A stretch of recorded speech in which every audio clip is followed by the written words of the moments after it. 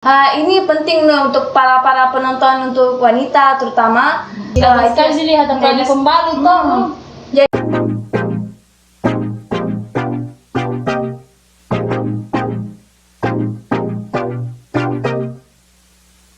Assalamualaikum warahmatullahi wabarakatuh. Halo teman-teman semua, sebelumnya saya mau mengucapkan banyak terima kasih kepada teman-teman semua karena telah senantiasa menyaksikan dan menunggu episode-episode dari podcast ini. Mungkin pada episode 5 kali ini kami tidak mengundang bintang tamu, akan tetapi kami akan menghadirkan hal yang menarik, yaitu berupa Kesling mitos atau Fakta.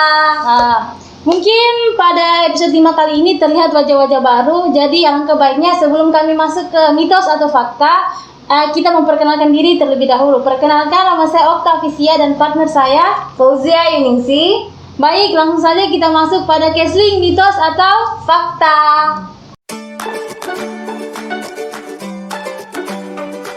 Oke, langsung saja ya. Ini pertanyaan pertama. Sebelumnya itu kita sudah mengupload di Instagram melalui voting mitos atau fakta beberapa pertanyaan. Yaitu pertanyaan pertama ini, beberapa pencemar udara berkontribusi baik terhadap perubahan iklim maupun polusi udara di tingkat lokal, termasuk karbon hitam yang dihasilkan oleh sistem pembakaran yang tidak efisien. Dan jawabannya adalah fakta. Kenapa fakta? Bahwa di beberapa pencemaran udara itu, misalnya contohnya itu mesin diesel. Nah, itu mesin diesel berkontribusi baik terhadap perubahan iklim itu karena prinsip mesin diesel itu menggunakan membakar bahan bakar dengan menggunakan panas berkompresi udara, yang dimana ini penemuan ahli yang dikemukakan oleh ahli Jerman loh, yang bernama Rudolf Diesel. Nah, mesin diesel ini menggunakan daya yang dihasilkan secara langsung yang di dalam mesin silinder itu. Kenapa mesin diesel ini dikatakan berkontribusi baik terhadap perubahan iklim? Karena memiliki hasil pembakaran yang sempurna, yaitu H2O dan CO2, yang dimana berpengaruh pada gas NO atau SO. Gas NO ini merupakan gas yang sangat emisi pada perubahan iklim, pemanasan global itu ya. Itu dikatakan mesin diesel salah satu yang berkontribusi baik terhadap perubahan iklim. Oke, next kita ke pertanyaan kedua, apa?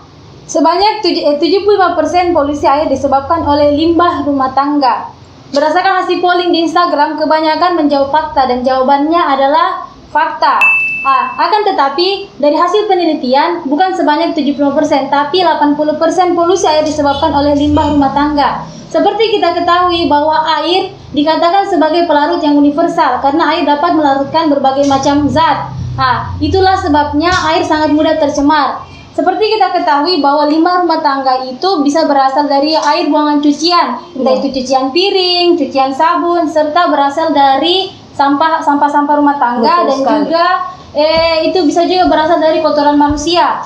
Hal itu mungkin sering dianggap sepele oleh masyarakat, akan tetapi jika limbah tersebut dialirkan secara sembarangan atau sampah tersebut dibuang secara sembarangan, maka akan memberikan dampak yang negatif terhadap lingkungan juga kesehatan manusia. Ya, itu juga pentingnya di sini adalah kesadaran masyarakat. SPAL juga yang sebagai saluran untuk supaya limbah itu tidak terbuang langsung ke lingkungan. Betul sekali.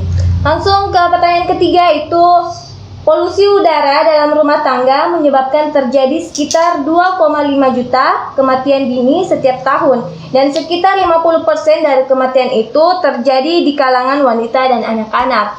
Dan jawabannya adalah fakta. Kenapa fakta? Tapi sebelumnya itu saya mendapatkan literatur terkini bahwa itu bukan sekitar 2,5, melainkan 3,8 juta kematian dini setiap tahun, dan sekitar 50% kematian itu, literatur terbaru itu 60% kematian terjadi di kalangan wanita dan anak-anak. Tadi saya bilang fakta bahwa polusi udara menjadi kematian dini dalam rumah tangga. Sesuai dengan penelitian The National Institute of Occupational Safety and Health, dalam penelitiannya menyebutkan ada 5 pencemaran di dalam ruangan. Pertama, pencemaran dari alat-alat gedung, itu seperti asap rokok. Ketahui kan asap rokok itu salah satu berkontribusi dalam polusi udara. Kedua, pencemaran di luar gedung yang dimana masuknya gas pembuangan dari kendaraan bermotor yang melalui ventilasi atau lubang-lubang kecil di dalam gedung. Ketiga, pencemaran akibat bahan bangunan meliputi seperti pencemaran formaldehid dan senyawa-senyawa kimia lainnya. Keempat, pencemaran akibat mikroba. Mikroba tahu sekali seperti protozoa, jamur. Nah, itu kan kenapa pencemaran polusi udara ruangan? Jika kan di dalam ruangan itu ada menggunakan AC ya. AC itu kalau nggak dicuci 6 bulan sekali itu akan menjadi peluang untuk berkembang biaknya mikroba. Yang dimana kalau kita menyalakan kan pertukaran udara situ jadi akan keluar juga dengan mikroba yang ada di dalam AC tersebut. Terakhir, pencemaran karena gangguan ventilasi udara. Yang dimana kalau ventilasi dalam gedung atau ruangan itu yang tidak sesuai dengan standar kesehatan, jadi kurangnya masuk udara segar di dalam ruangan. Mungkin itu yang bisa menjadi alasan kenapa dalam polusi udara dalam ruangan atau rumah tangga menjadi berpotensi sebagai kematian dini sejak sekarang toh. Oke, lanjut kita ke pertanyaan ketiga. Apa itu? Ke pertanyaan ketiga itu, sebanyak 15 juta anak-anak di bawah 5 tahun meninggal setiap tahun karena penyakit yang disebabkan oleh air minum. Dan jawabannya itu adalah fakta. Kenapa dikatakan seperti itu? Karena rendahnya ketersediaan air bersih memberikan dampak yang buruk pada berbagai sektor, terutama pada kesehatan. Iya. Anak di bawah umur 5 tahun meninggal dikarenakan penyakit diare. Itu karena kurangnya sarana air bersih, di mana krisis air bersih menjadi permasalahan yang sangat besar di negara berkembang, termasuk negara kita, negara Indonesia. Dikatakan seperti itu karena kepadatan penduduk yang tinggi akan mengakibatkan permintaan air bersih juga meningkat. Itu berbanding terbalik dengan jumlah penduduk yang kekurangan air dan memiliki akses jarak pengambilan air itu jauh. Jadi itu sangat mempengaruhi, apalagi di tempat-tempat pelosok begitu ya. Tempat pelosok itu kayak kekurangan air bersih. Kadang mereka mengambil air cuma di air sungai itu, belum diketahui itu bersih atau tidak. Itu tercemar juga atau tidak. Itu menjadi salah satu peluang terjadinya air bersih. Kenapa anak di bawah 5 tahun lebih rentan terkena penyakit yang diakibatkan oleh air ini? Karena anak di bawah 5 tahun itu memiliki sistem imun tubuh yang belum stabil atau sangat lemah toh. Iya, betul. Jadi jika mereka mengonsumsi air yang mengandung mikroorganisme, maka mereka juga akan terpapar mereka juga akan terinfeksi oleh mikroorganisme tersebut. Contohnya kayak E. coli. Itu kan menyebabkan diare. Iya. Kita masuk pada pertanyaan yang keempat. Oke, pertanyaan keempat itu terkait tentang ekosistem nih. Tentang kerusakan hutan akan membawa akibat terjadinya banjir atau erosi yang dapat mengangkut partikel-partikel tanah menuju ke laut yang nantinya akan mengalami proses sedimentasi atau pengendapan. Dan jawabannya adalah tetap fakta. Kenapa fakta? Kerusakan hutan, contohnya ini saja yang simple-simple itu kayak kerusakan hutan mangrove nih. Kita tahu kan mangrove itu berfungsi sebagai untuk melindungi gelombang air laut dari pantai kan. Jika terjadi kerusakan hutan terhadap mangrove yang rumah-rumah di bagian kayak pesisir begitu yang dekat pantai itu kan berdampak juga karena tidak adanya untuk yang memfilter tahan gelombang air laut. Betul sekali. Jadi memang sih sini kerusakan hutan memang sangat dapat mengakibatkan banjir karena kan airnya tidak ada yang menahan, airnya masuk nih. Masuk terus di dalam lingkungan itu serapannya terbatas. Jadi meluaplah air yang dari pantai itu mengakibatkan banjir. Oke teman-teman, kita langsung ke pertanyaan selanjutnya. Apa nih? Penyebab banjir bisa datang dari kesalahan manusia, dan jawabannya itu sudah jelas fakta. Kenapa dikatakan seperti begitu? Karena seperti kita ketahui, kurangnya kesadaran manusia akan memperhatikan lingkungannya. Seperti masyarakat itu masih sering membuang sampah di pantai. Jika mereka membuang sampah di pantai, maka akan mengakibatkan pendangkalan sungai.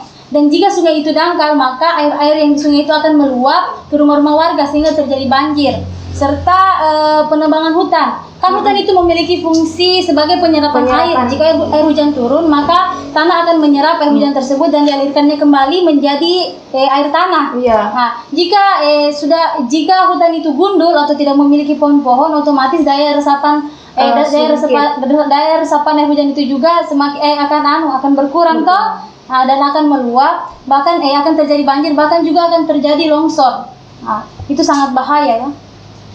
Pertanyaan selanjutnya, ini tadi sudah disinggung oleh teman saya, itu terkait banjir. Nah, di pertanyaan selanjutnya itu, pemanasan global dipercaya menyebabkan frekuensi banjir semakin tinggi. Dan jawabannya adalah fakta. Kenapa fakta? Bahwa pemanasan global itu yang lagi trending nih, yang tidak asing di telinga kita itu salah satunya mencairnya geyser atau es kutub. Itu menciptakan suatu masalah baru, salah satunya kenaikan permukaan air laut. Terus kenapa pemanasan global juga menyebabkan frekuensi banjir naik? Ada fenomenal yang kita kenal dulu itu kita belajar IPS, fenomena El Nino dan fenomena La Nina. Nah, fenomena La Nina itu merupakan fenomena yang curah hujan yang tinggi dibandingkan curah hujan normal. Jadi kayak suatu wilayah terjadi musim hujan yang secara berkelanjutan dan terus menerus dan resapan tanahnya nih terbatas. Itu mengakibatkan banjir karena kenapa? Arus hujan itu tidak tahu mau lari kemana, dan jika ada salah satunya sampah itu menyumbat saluran Dan itu akan meluap. Iya, itu menjadi salah satu frekuensi banjir semakin tinggi. Oke, kita lanjut ke pertanyaan selanjutnya. Pertanyaan selanjutnya yaitu hewan ternak berkontribusi sebanyak 14,5% sampai 18% jumlah emisi gas rumah kaca yang dihasilkan oleh manusia. Dan jawabannya itu adalah fakta. Kenapa dikatakan seperti itu? Dalam penelitian diprediksi bahwa di masa mendatang akan terus bertambah sering meningkatnya kebutuhan pangan yang disebabkan oleh penggunaan lahan marginal dan peningkatan konsumsi daging. Di mana emisi gas rumah kaca juga dapat dihasilkan oleh hewan-hewan ternak. Contohnya itu seperti dari fermentasi enterik ternak dan pengelolaan kotoran ternak, di mana dari pengelolaan tersebut menghasilkan gas metana dan menghasilkan dinitrogen oksida. Makanya itu hewan ternak juga berkontribusi dalam gas rumah kaca ini. Dari kotoran ternak juga itu tadi kan sisi negatifnya nih, pasti ada kan sisi positifnya. Positifnya itu bisa dijadikan pupuk kompos, betul sekali. Tanaman kan. Jadi kita harus juga lihat sisi negatif dan sisi positifnya tentunya. Oke, pertanyaan terakhir ini pertanyaan yang sangat mendebu-debu, asik sekali. Pertanyaan yang sangat sensitif buat wanita itu. Yang tidak asing juga di telinga para wanita. Tidak asing, yang sering digunakan tapi kan? tidak dipedulikan begitu. Tidak dipikirkan apakah ini berdampak negatif atau positif bagi lingkungannya. Ini penting untuk para penonton, untuk wanita terutama, harus aware lah terkait pembahasan kita kali ini. Yaitu pertanyaannya, apakah pembalut sekali pakai penyumbang sampah yang juga berdampak buruk bagi lingkungan? Dan jawabannya adalah fakta. Oke, kenapa fakta? Sebelumnya itu pembalut sekali pakai ini merupakan sampah yang jenis anorganik nih. Karena kenapa anorganik? Karena sampah karena bahan dasarnya itu terbuat dari plastik yang sulit didaur ulang. Sulit juga dapat juga mencemarkan lingkungan karena dia tidak dapat terurai. Iya. Sinilah repotnya wanita ketika mengalami suatu situasi yang situasi nggak jadi terjadi. Jangan kita bicara toh bagaimana situasinya. Situasi ketika dia mengalami menstruasi terus dia tetap beraktivitas nih. Kerepotannya di situ, pasti dia harus dulu ganti. Tetap dia harus ganti tuh pembalutnya. Wajib sih. Karena itu juga dapat mengganggu kesehatan jika tidak diganti. Iya. Baik untuk itu di rumah, di luar rumah atau di mana, di perjalanan mungkin. Kenapa pembalut sekali pakai ini berdampak pada lingkungan? Yaitu tadi disinggung karena berbahan plastik. Terus kedua, plastik pembalut sekali pakai ini juga mengandung bahan yang kurang ramah lingkungan terkait tadi dioksin, pestisida dan herbisida. Terus pembalut sekali pakai ini, apabila tidak dikelola dengan baik, misalnya langsung dibakar bersama sampah-sampah yang lain, maka menghasilkan asap yang senyawa yang mengandung senyawa dioksin, yang dimana dioksin ini digunakan sebagai racun untuk tumbuhan. Bahaya. Nah, bahaya banget. Terus juga pembuangan yang pembalut sekali pakai ini yang tidak dikelola dengan baik dapat merusak lingkungan ketika kita membuang sampah ke sembarang tempat, salah satunya itu ke sungai, langsung ke sungai. Itu jika dibawa langsung ke arus Sungai itu karena itu juga akan mengganggu keseimbangan ekosistem biota laut. baik. Karena tidak bisa didaur ulang, sampah-sampah itu bisa masuk ke membuat hewan-hewan mati. Itu ada kan biasa kita lihat berita, ada midi penyu masuk nih sampah di hidungnya, itu sangat miris sekali. Oleh karena itu kenapa pembalut sekali pakai ini sangat berdampak pada masalah lingkungan? Ya itu tadi saya sudah jelaskan bahwa hanya satu sampah saja akan mengakibatkan beribu masalah. Maksudnya istilahnya baik dari kesehatan, baik dari lingkungan maupun estetika. Tidak sekali dilihat apalagi pembalut tuh. Jadi kayak perempuan tuh harus aware begitu, hanya karena satu sampah mengakibatkan beribu masalah. Oke.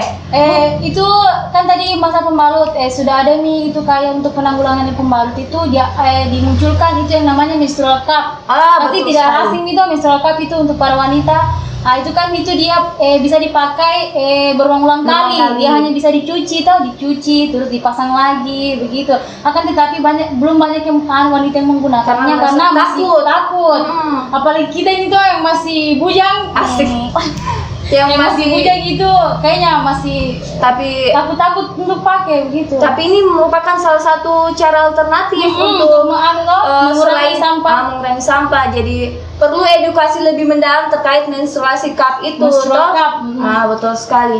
Oke, teman-teman, mungkin itu beberapa pertanyaan-pertanyaan yang kita sudah ajukan ke Instagram terkait isu-isu lingkungan melalui dari pemanasan global, pencemaran udara, tentang kerusakan ekosistem dan masalah intim sekali ini tentang pembalut. Oke, teman-teman, kita sudah ada di akhir segmen mitos atau fakta. Itulah beberapa tadi pertanyaan yang sudah saya lontarkan dan teman saya lontarkan terkait informasi. Sebelumnya itu saya ucapkan banyak terima kasih kepada teman-teman yang sudah sampai saat ini menonton dan tanpa bosan-bosan menantikan segmen atau episode dari podcast Link. Sebelumnya juga itu saya ucapkan minta maaf kalau ada salah-salah kata atau yang kurang berkenan di teman-teman. Saya ucapkan mohon maaf sebelumnya. Kemudian jika teman-teman nih ada informasi baru terkait isu-isu tadi yang kita bahas, mungkin bisa disematkan di kolom komentar sebagai berbagi informasi baru untuk teman-teman yang lainnya. Dan juga kalau ada nih untuk episode selanjutnya ini tentang konsepnya seperti apa, bagaimana, mungkin bisa saran di kolom komentar dan kita akan baca kok untuk bagaimana episode 6. Karena itu juga salah satu dukungan intervensi juga untuk kita bagaimana episode 6 selanjutnya. Oke, jangan lupa apa nih? Like, comment, and subscribe serta share video ini di sebanyak-banyak mungkin, baik untuk keluarga, untuk teman-teman ataupun pacar kali begitu. Oke, dan jangan lupa selalu pantau nih. Akhir kata saya Fauzia Yuningsi dan Okta Official Widya.